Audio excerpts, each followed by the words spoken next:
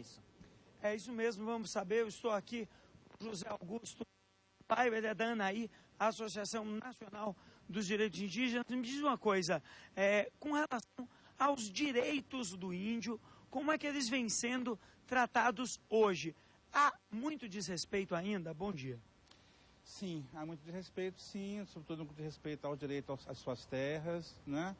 Os índios na Bahia passam por momentos assim, de dificuldades grandes na nossa terra, vivem muitos conflitos por conta disso, né? Há muita morosidade do executivo em providenciar a regulação desses territórios, né? Há uma incompreensão grande também do judiciário em acompanhar esses processos de modo mais justo, né? O Brasil é um país que tem uma legislação indigenista bastante competente, as leis para os índios são leis boas, né? Mas, de fato, falta ainda meios para que elas possam ser devidamente cumpridas pelas autoridades. Muitas pessoas chegam a falar que as proteções para o índio seriam excessivas, que alguns estados, por exemplo, dedicam partes imensas de seus territórios aos índios, entregam partes enormes e os índios explorariam esses espaços, tornando-se milionários. Como é que os defensores dos direitos indígenas recebem esse tipo de crítica hoje no Dia do Índio? Bom, infelizmente não há índios milionários não, né? Mesmo porque os índios exploram as coisas coletivamente, então não dá para ficar milionário individualmente, né? Existem sim no Brasil alguns estados na Amazônia onde há terras indígenas extensas, mas são as terras que eles sempre ocuparam, não é nenhuma benevolência do Estado em garantir as terras que sempre foram deles, né? E nessas terras, na melhor das hipóteses, tem uma sobrevivência adequada, digna, né, dentro dos modos tradicionais, mas não há nenhuma condição dos índios ficarem milionários nesses territórios não, mesmo porque o modo de vida deles não permitiria isso. José Augusto, bom dia. Bom Daniela, dia. falando aqui do estúdio, eu tenho a maior admiração pela cultura indígena. Acho que é a nossa origem mesmo. Foram os primeiros brasileiros. O Brasil já existia, não é? Sim. E quando os portugueses chegaram aqui, os colonizadores, eles se agregaram, na verdade, ou roubaram essa cultura. Enfim, quantos índios nós temos ainda aqui na Bahia? E como é que se trata esses problemas de alcoolismo, de vícios e da doença que foi levada pelos brancos para as comunidades indígenas? Bom dia, Daniela. A gente tem na Bahia hoje cerca de 40 mil índios, né? E o que importa nesse número é que o número tem crescido muito, né? Mas qualquer outro segmento da população baiana, os que mais crescem são os indígenas. Eles quase que triplicaram nos últimos 20 anos de população, né? Então isso indica que é uma população que está aí para ficar, que vai ficar presente na história da Bahia, não só no passado, mas também no futuro da nossa sociedade, né? E, claro, os problemas que os índios enfrentam hoje, né, com a expansão da sociedade, com a globalização, não são diferentes dos problemas que nossa própria cidade enfrenta, né? Inclusive, às vezes, problema de criminalização, problema de alcoolismo, né? Não é um problema maior nem menor do que nós enfrentamos, não, né? Mas tanto quanto é para nós, para eles também é um problema grave. Agora me diz uma coisa, José Augusto, interessante essa pergunta da Daniela sobre a população indígena e esse dado que você nos dá de que triplicou. Agora me diz uma coisa, junto com esse aumento, vem também um processo de cultura, a cultura indígena vem sendo passada para eles, quer dizer, esses índios estão crescendo como índios? Sim, Gabriel. As sociedades indígenas são sociedades, como qualquer outra, em transformação, né? As culturas indígenas, elas têm um referencial importante no seu passado, mas também são culturas que, como todas as culturas, também mudam, né? O importante é que eles mudam, se modernizam, né?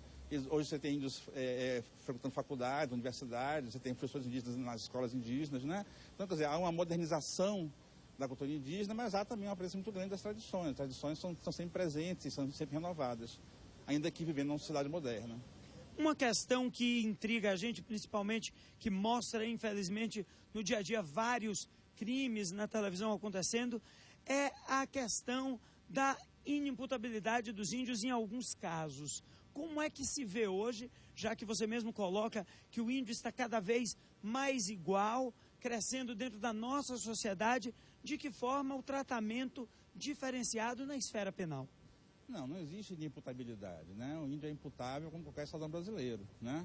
Só que a imputabilidade dele deve estar referida ao seu próprio contexto cultural e não ao nosso, né? Então, claro que o índio vivendo na cidade nacional e consciência das nossas leis, ele pode sim ser imputável e é imputável, né?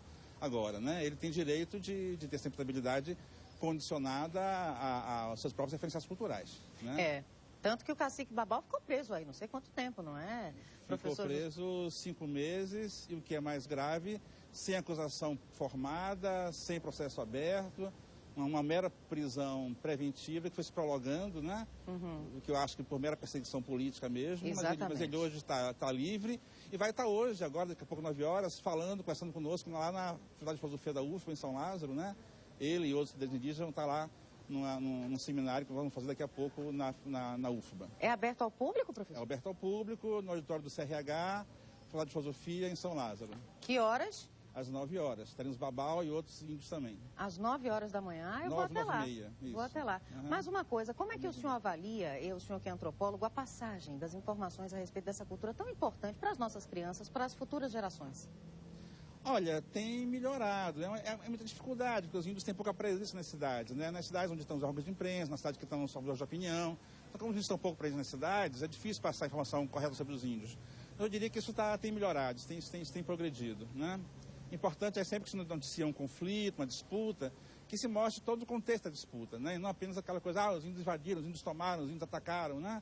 Por trás disso tem toda uma história de violências anteriores que precisa ser também contada no momento que se noticia o fato presente. É porque às vezes os índios são colocados até como algozes, como vilões de uma história onde me parece que eles são as vítimas, não é? Porque desde sempre eles tiveram sua cultura tolhida, seus direitos, enfim, né? Sua forma de ser, de fato, modificada pelo homem branco, não foi, professor? Sim, é isso mesmo, né? Então, no momento que eles se organizam e partem para a luta pelos seus direitos, né? Muitas vezes eles não são compreendidos nisso, mas na verdade os índios não estão lutando por nada mais do que o que já está garantido para eles nas leis. Uma pergunta, professor, que complementa aí o que a Daniela traz. O senhor que passa isso muito bem dentro da universidade, nós vemos no meio acadêmico, isso sendo bem passado, a história indígena, como é que o senhor vê essa diferença tão grande entre a explicação da história dos europeus, da própria história dos africanos e uma quase ignorância total dentro das escolas primárias e secundárias sobre a história do índio? Isso ainda é insatisfatório? Isso ainda é muito insatisfatório, né? Ao longo de 500 anos de história, o Brasil sempre achou que os índios iam se extinguir, que iam se acabar, e sempre colocou os índios como figuras do passado, né? E sempre referendo no passado.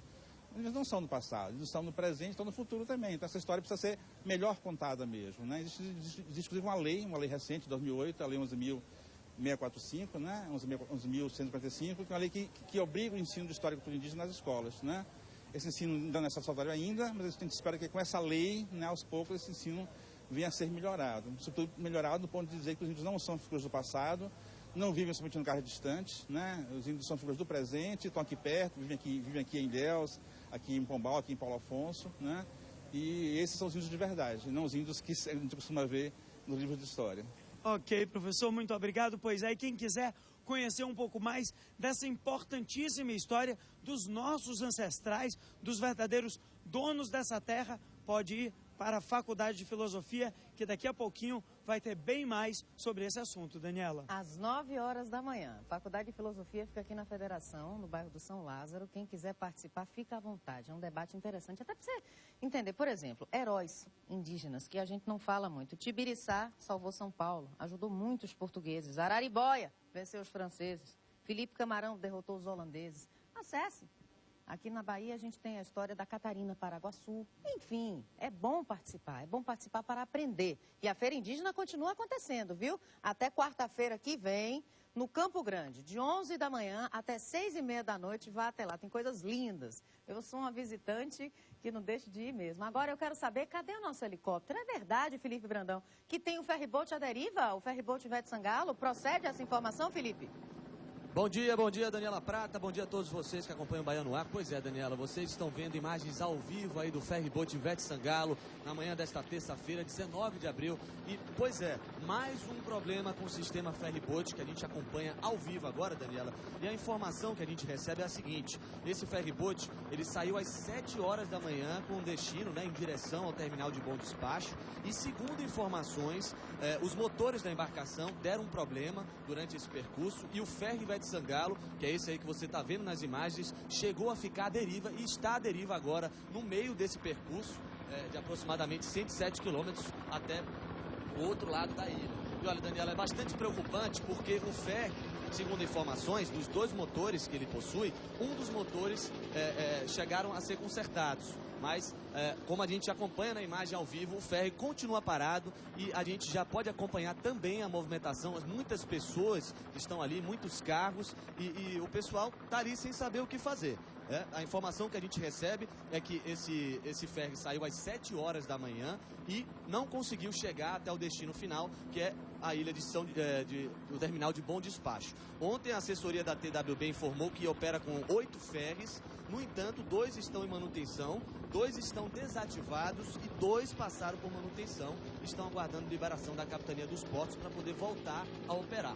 E os outros 2 ferries, né, Daniela, que é o Ananeri e o Ivete Sangalo, que você acompanha na imagem, estavam fazendo a travessia até o início dessa manhã. Como o ferry Ivete Sangalo parou, apenas uma embarcação está fazendo a travessia Salvador-Itaparica. Então já dá para perceber, a gente acompanha ali, ó, olha lá, o pessoal já fazendo sinalização e estão parados à deriva no meio do mar. Você está assistindo ao vivo às 7 horas e 44 minutos o ferryboat Ivete Sangalo à deriva, no meio da Baía de Todos os Santos. Ou seja, só tem um ferryboat funcionando. Estamos aguardando o pronunciamento da TWB, que de janeiro para cá já foi multada em quase R$200 mil por atrasos na saída das embarcações ou pelas embarcações não saírem nos horários, enfim. Todas as coisas que a gente já conhece, as reclamações recorrentes dos telespectadores, dos cidadãos baianos, que precisam disso aí, minha gente, para trabalhar, para estudar, para fazer suas obrigações, não só para o lazer. Ô, Felipe, eu não estou enxergando nenhuma lancha. Mas será que vão pensar ou pensam em retirar as pessoas? Ou como é que vai ser esse processo aí para a retirada dessas pessoas para trazer aqui para Salvador? Pois é, Daniela, daqui de cima aparentemente a gente não acompanha nenhuma embarcação. A informação que a gente recebeu é que desde as 7 horas da manhã o ferryboat que saiu com direção a Bom Despacho está parado. Então a gente não tem nenhuma informação, mas provavelmente o pessoal deve ser resgatado, alguma coisa deve ser feita. Só para deixar o telespectador um pouco mais ciente, segundo a TWB, a concessionária, Daniela, investiu em 5 anos mais de 118 milhões nesse sistema ferryboat. A maior parte foi investida, né, nas 2 novas embarcações, os ferries Ananeri e Ivete Sangalo, e esses 2 ferries juntos, Daniela, custou 65 milhões. A empresa, né, a TWB, que tem contrato com o governo do estado de 25 anos. Então a gente fica realmente preocupado, porque a gente que já fez reportagens, que acompanha, né, o dia a dia do sistema ferryboat, a gente sabe que muita gente sai de Salvador com destino ao terminal, ao outro lado da ilha, para Valença, até para trabalhar.